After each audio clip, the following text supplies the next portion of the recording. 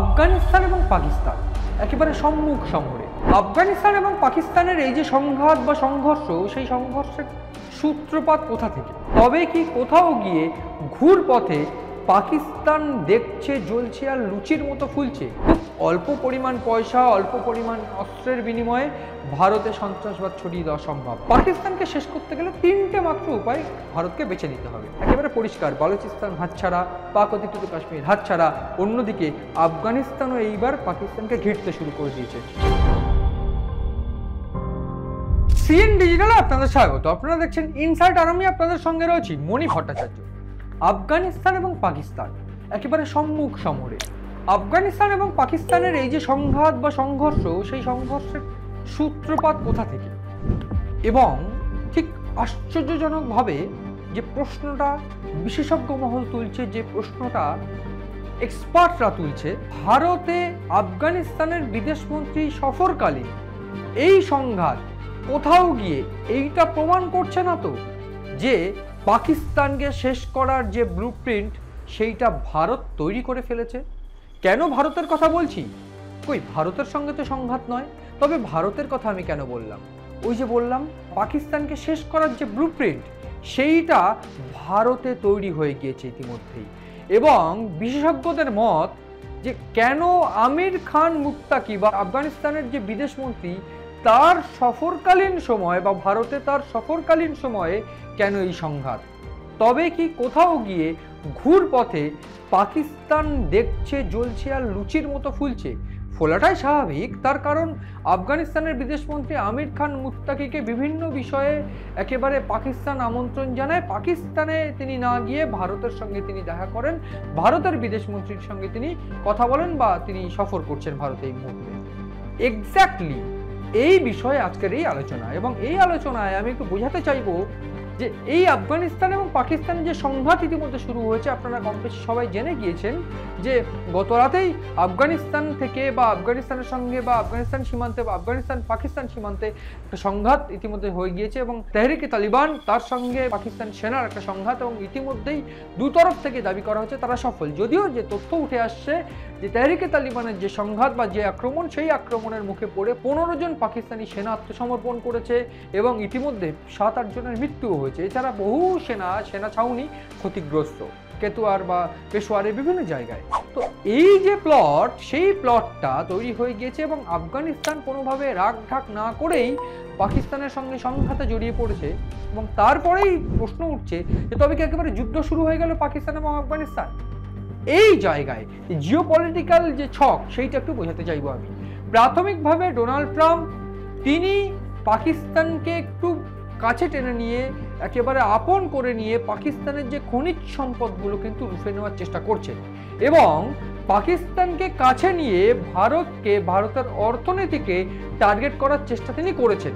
সেই সময় ভারতের প্রধানমন্ত্রী নরেন্দ্র মোদী বা ভারত কিন্তু সাইলেন্ট ছিল এবং পরিষ্কারভাবে নীরবভাবে বুঝিয়ে দিয়েছিল ট্রাম্পকে যে কোনোভাবে ছেড়ে কথা বলা হবে না। ঠিক এই জায়গায় যে বিষয়টা আমি বলতে চাইবো, জিওপলিটিক্যালি ভারত কিন্তু সেই সময়ে এসসিও সম্মেলনে যোগ দেয় এবং নরেন্দ্র মোদীর তরফ থেকে এসসিও সম্মেলনের যে আমন্ত্রণ সেটাকে স্বীকার করা হয় এবং অ্যাকসেপ্ট করে তিনি এসসিও সম্মেলনে যান। এবং ঠিক সেইখানে তিনি বুঝিয়ে দেন যে আমেরিকা বিরোধী জোট ভারত, রাশিয়া, চীন কতটা শক্তিশালী। ঠিক এই কতটা শক্তিশালী চিত্রটা বোঝানোর আগেই আমেরিকা কিন্তু নড়ে চড়ে বসে এবং আমেরিকার হাঁটু কাঁপতে শুরু করে। আমেরিকার এই হাঁটু কাঁপার জন্যই রীতিমতো ডোনাল্ড ট্রাম্প পাকিস্তানি যে জঙ্গি সংগঠনগুলোকে কিন্তু এক প্রকার ঘুরপথে টাকা দিতে শুরু করে বলে অভিযোগ ওঠে। সেই অভিযোগের সত্যতা আমরা যাচাই না করলেও বিশেষজ্ঞদের মত, ঘুরপথে যে ত্রাণ পাকিস্তানকে দেওয়া হয়েছে সেইখানে কিন্তু অর্থ, অস্ত্র, এই সমস্ত সাহায্য কিন্তু পাকিস্তানকে করা হয়েছে এবং এইটাই সেফেস্ট এবং খুব শর্টেস্ট উপায় যে ভারতকে ছোট করা বা ভারতকে টার্গেট করা।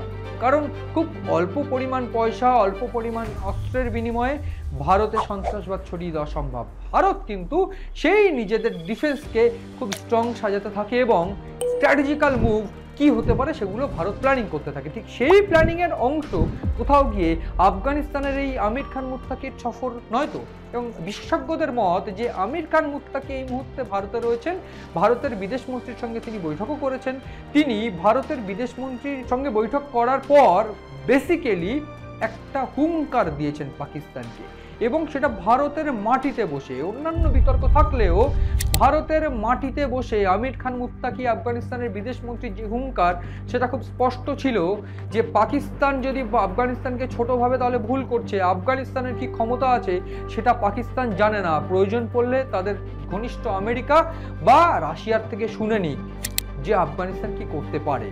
আফগানিস্তানের সঙ্গে এই মুহূর্তে কোনোভাবে ট্রাম্পের সম্পর্ক কিন্তু মধুর নয়। ফলে ট্রাম্পের সম্পর্ক মধুর না হওয়ার কারণে যেটা দাঁড়িয়েছে যে আফগানিস্তান কিন্তু একটা চাপের মুখে ছিল। তার কারণ আফগানিস্তানের বিভিন্ন বন্দর যেটা আমেরিকার এক সময় দখলে ছিল সেইগুলো ফেরত চাইছে আমেরিকা।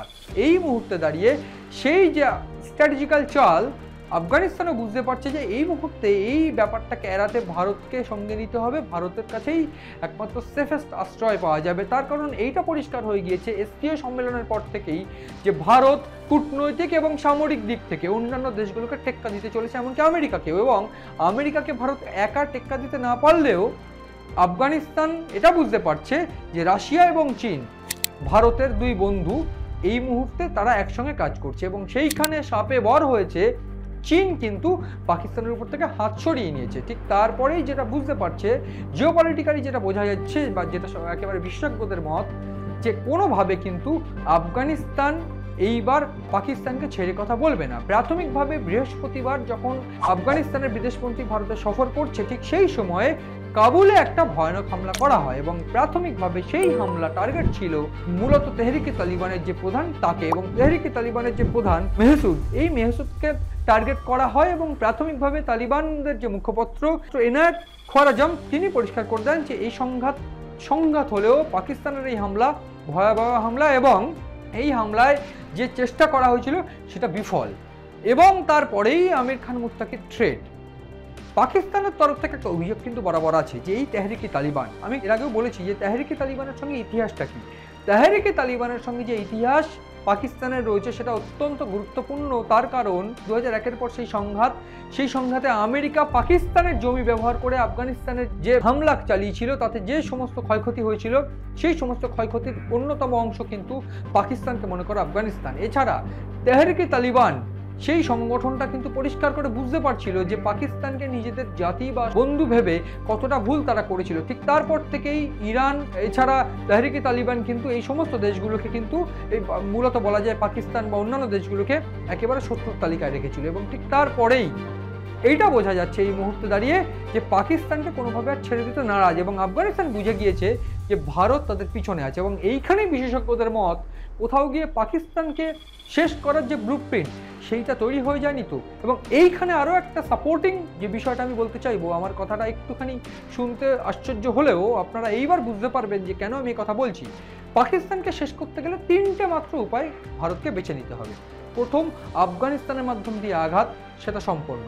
দ্বিতীয়, পাক অধিকৃত কাশ্মীর, এবং পাক অধিকৃত কাশ্মীরের বিষয়টা বলবো। অন্য বিষয় হলো বালোচ। পাকিস্তান ভেঙে টুকরো টুকরো হয়ে যাবে বালোচ এবং পাক অধিকৃত কাশ্মীর নিয়ে নিলে। এবং একদিকে ভারতের সঙ্গে সংঘাতে তারা একেবারে পর্যুদস্ত হয়েছে, হেরে ভূত হয়ে গেছে। অন্যদিকে আফগানিস্তানকে ঘুরপথে যদি হামলা করে আফগানিস্তান, বা আফগানিস্তান যদি শত্রুতা করে, সেটাই ভারতের স্ট্র্যাটেজিক্যাল চাল নিয়ে একমাত্র সফল হওয়ার রাস্তা। এবং ঠিক এইখানে বালোচের অবস্থা আমরা সবাই জানি। বালুচিস্তান একেবারে স্বাধীনতা দাবি করে তারা একেবারে স্বাধীন, প্রায় একেবারে 90% তারা স্বাধীন, তাদেরকে ব্যাক করছে আফগানিস্তান অন্য পথে, এবং ভারতকেও ব্যাক করার অভিযোগ রয়েছে সেইখানে। এইখানে দাঁড়িয়ে পাক অধিকৃত কাশ্মীর নিয়ে যে তথ্য ইতিমধ্যে উঠে আসছে যে পাক অধিকৃত কাশ্মীর ভারতের অংশ বলে ভারত এবং আফগানিস্তান যৌথ বিবৃতি দিয়েছে, এবং সেই বিবৃতির বিরুদ্ধে রাষ্ট্রসংঘে নালিশ জানিয়েছে পাকিস্তান। এবং শেহবাজ শরীফ তিনি নালিশ জানিয়ে পরিষ্কার করে বলছেন যে এই পাক অধিকৃত কাশ্মীর একটা আত্মত্যাগ।